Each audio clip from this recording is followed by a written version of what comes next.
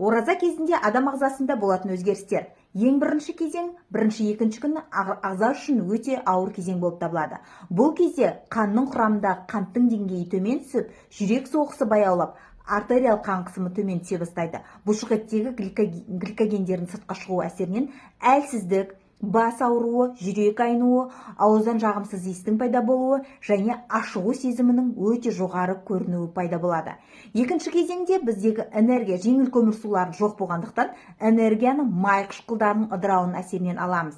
Екінші кезеңде біздегі лимфоциттер өзіміздің табиғи иммундық жүйеміз іске қосылады. Лимфоциттер іштегі шлактар мен токсиндерді сыртқа шығара бастайды. Тоқ ішектегі ерімеген нәжістердің сыртқа шығуы пайда болады. Яғни толыққанды біздің ағзамыз тазара бастайды. Үшінші кезеңде біздің ағзадағы бұрынғы пайда болған қабыну процестері қоза бастайды. Бұл кезде бұлшық еттері қатайып, токсиндердің шығу әсерінен буындардағы ауру сезімі пайда болуы мүмкін.